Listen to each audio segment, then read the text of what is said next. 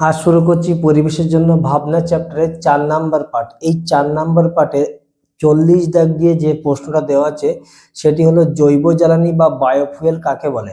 জৈব জ্বালানি বা বায়োফুয়েল কাকে বলে? জৈব পদার্থ থেকে উৎপন্ন জ্বালানিকে বলা হয় জৈব জ্বালানি বা বায়োফুয়েল। এই জৈব পদার্থটা কি?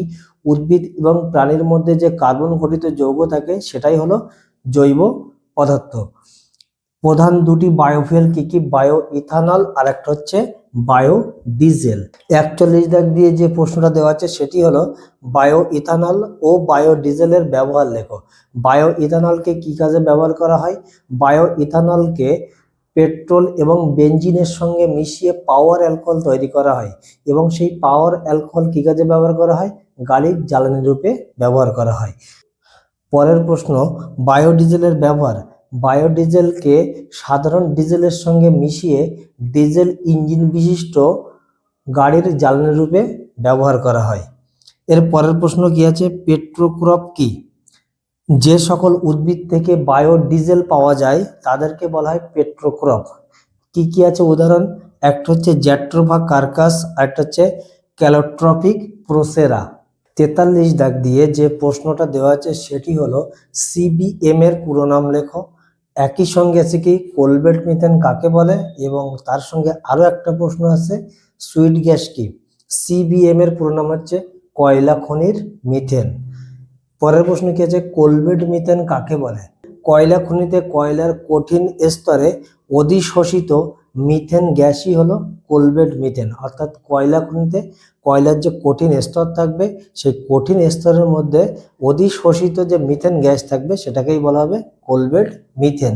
এর পরের প্রশ্ন কি আছে? সুইট গ্যাস কি? সুইট গ্যাস কি? সুইট গ্যাস হচ্ছে সেই সকল গ্যাস যদি কোনো গ্যাসের ভিতরে ক্ষতিকারক সালফার ডাই অক্সাইড না থাকে যা মানব শরীরের কোনো ক্ষতি করবে না, সেই রকম গ্যাসকেই বলা হবে সুইট গ্যাস। এখানে কি বলে দিচ্ছে? যে গ্যাসে ক্ষতিকারক বা দুর্গন্ধযুক্ত যৌগ থাকে না তাকেই বলা হয় কি সুইট গ্যাস। যেরকম উদাহরণ কি আছে? এই মিথেন। এই মিথেনের মধ্যে হাইড্রোজেন সালফাইড থাকে না। এই হাইড্রোজেন সালফাইডটা হচ্ছে দুর্গন্ধযুক্ত হয় এবং এই হাইড্রোজেন সালফাইড মানুষের পক্ষে খুবই ক্ষতিকারক। তাহলে যে গ্যাসে ক্ষতিকারক এবং দুর্গন্ধযুক্ত কোনো যৌগ থাকবে না তাকেই বলা হবে কি সুইট গ্যাস। 44 দাগ দিয়ে যে প্রশ্নটা দেওয়া আছে মিথেন হাইড্রেটের রাসায়নিক সংযুতি লেখো। ওই একই সঙ্গে আছে কাকে এবং কেন আগুনের বরফ বলা হয়, এবং তার সঙ্গে আরো একটা প্রশ্ন আছে 1 লিটার মিথেন হাইড্রেট থেকে কত লিটার মিথেন পাওয়া যায়। তাহলে দেখো মিথেন হাইড্রেটের রাসায়নিক সংযুতি কি হবে?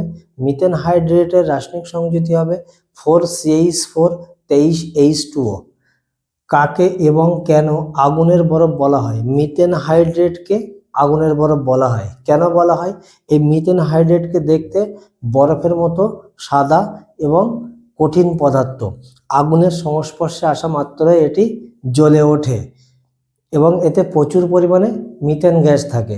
যেহেতু আগুনের সংস্পর্শে আসা মাত্রই জ্বলে ওঠে তাই মিথেন হাইড্রেটকে বলা হয় আগুনের বরফ বা ফায়ার আইস।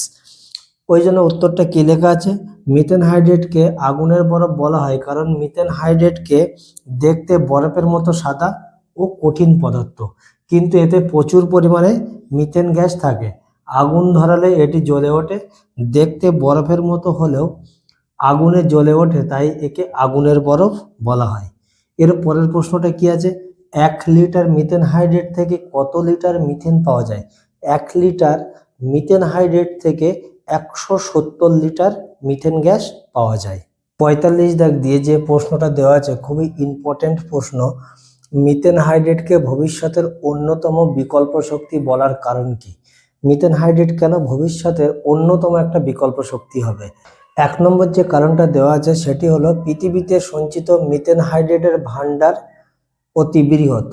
মানে মিথেন হাইড্রেট যেখানে সঞ্চয় আছে সেখানে প্রচুর পরিমাণে আছে। 2 নম্বর দিয়ে কি দেওয়া আছে? মিথেন হাইড্রেট থেকে সহজেই মিথেন গ্যাস পাওয়া যায়। 3 নম্বর দিয়ে দেওয়া আছে মিথেন একটি উচ্চ তাপন মূল্যযুক্ত জ্বালানি। এই সমস্ত কারণের জন্য মিথেন হাইড্রেট ভবিষ্যতে একটি বিকল্প শক্তি হিসাবে উঠে আসছে। কার পরিবর্তে? জীবাশ্ম জ্বালানির পরিবর্তে।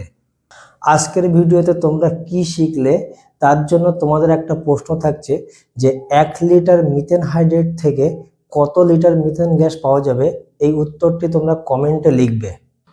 2026 মাধ্যমিক পরীক্ষা শেষ হতে না হতেই এই পরিবেশের জন্য ভাবনা চ্যাপ্টারের সাজেশন ভিডিও প্রকাশ করা হবে।